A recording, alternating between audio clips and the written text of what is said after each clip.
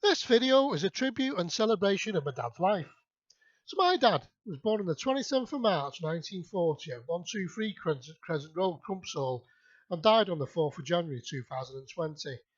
He was one of three children of Dorothy May Matthews Shaw and Harold Matthews.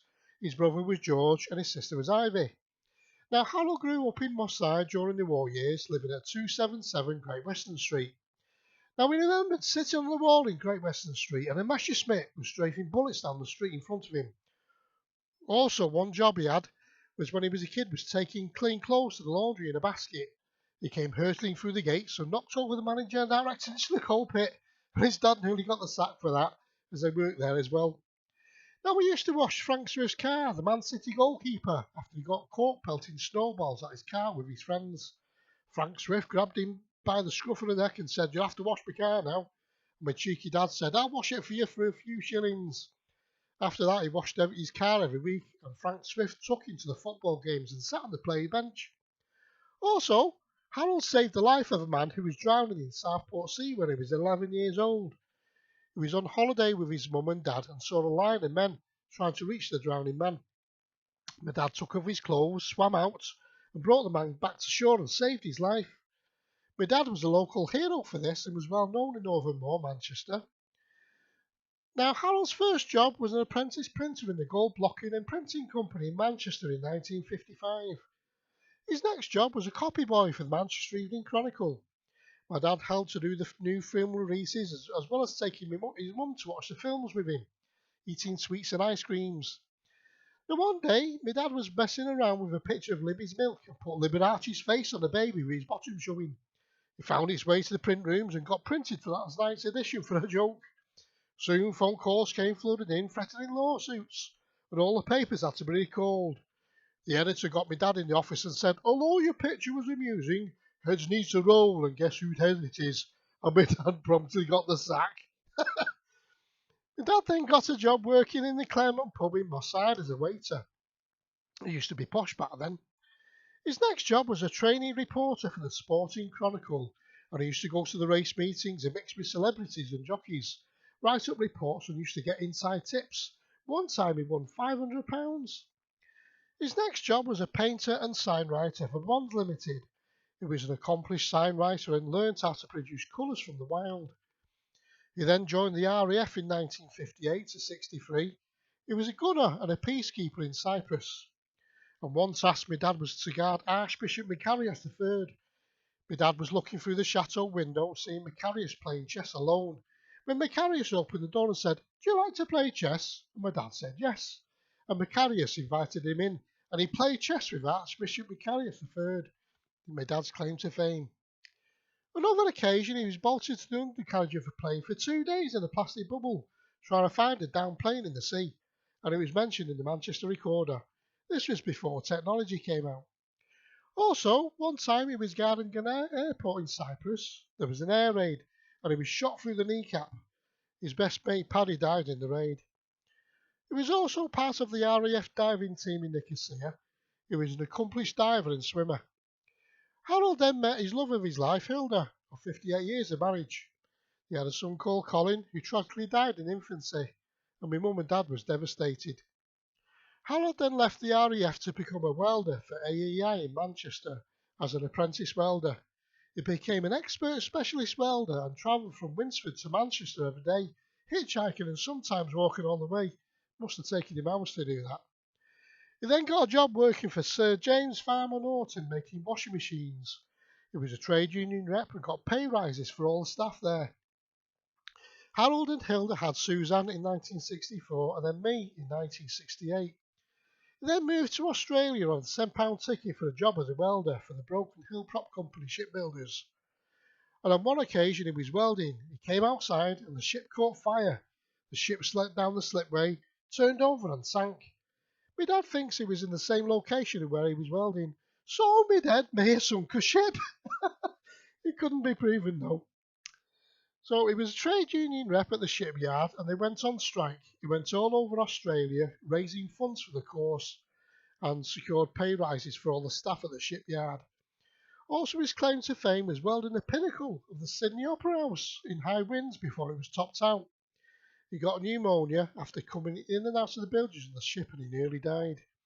He was given 6 months to live by the Australian doctors, but he was still going strong until he was 79. Not bad for a rusty old gate, which is what I used to call me dad. He gave the welding job up and became a self-employed ice cream man, selling ice creams, and he was in competition with a big firm and had lots of fun beating them to the customers first, making a lot of money. He had a lot of fun doing that. He then saved up enough money to get home with the family and went back to England in 1972 on a ship home. He then got a job as a driver for National Coaches. He loved this job and got to tell his funny jokes to holidaymakers and make people laugh. He was known as Big H and Harry, and he liked playing chess, going to the bookies, and loved watching cowboy films and watching the Duke, John Wayne. He met his best mate Alec, and they used to drink in the Claremont pub, the Nile Club, the Beehive, Man City Club, Kringlewood Club, Carter's Arms, Gardener's Arms, and had fun and laughter wherever they went. He then got a job as a conductor on GM buses at Princess Road Bus Depot, and then a driver, and then worked in the cash rooms.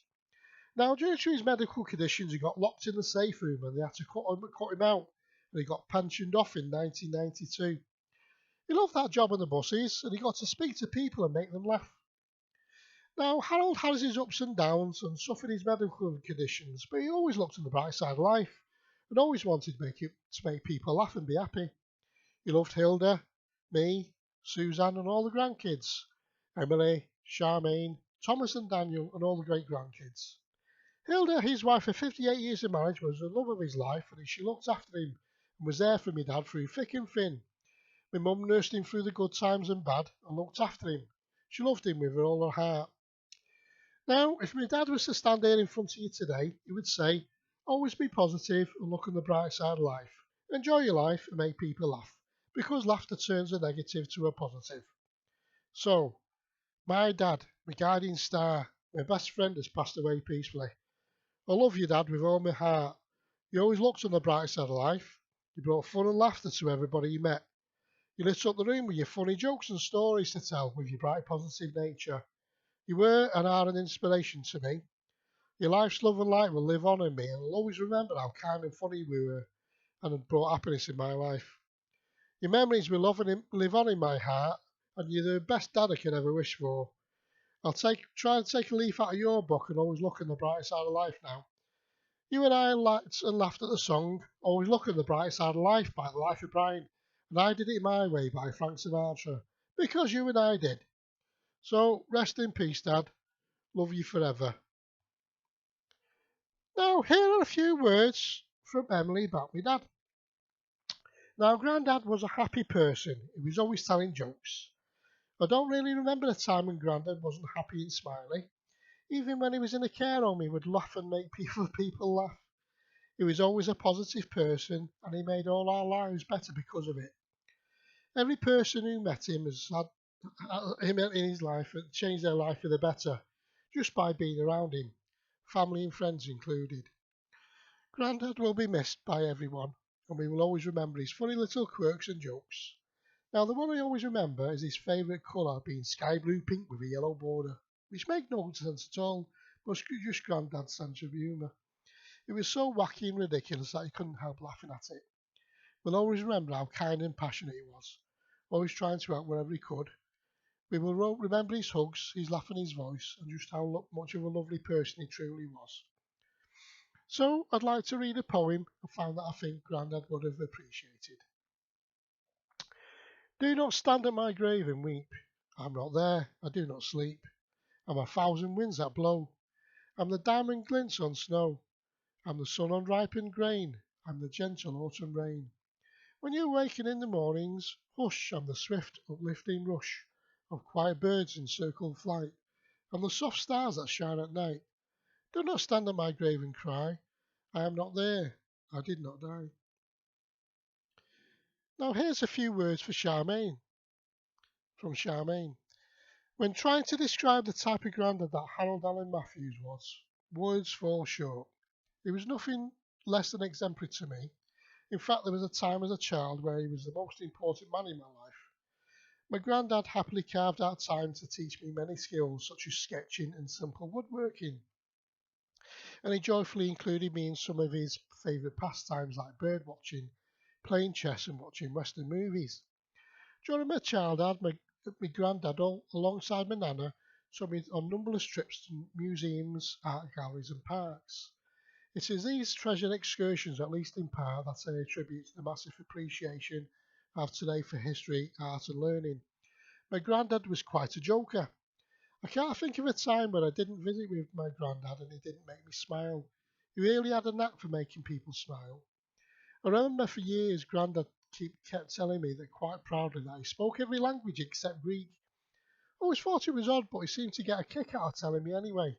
It wasn't until many years into my adulthood that I finally grasped the punchline, that it was all Greek to him, and I realised that he just got a kick out of it for not understanding the joke. And I guess it was all Greek to me too. That's words from Charmaine. So, here's to my dad, Harold Allen Matthews. We'll raise a glass of beer and wine to you and celebrate your life. And always look on the bright side of life. With love to you, Dad. Love you all the time.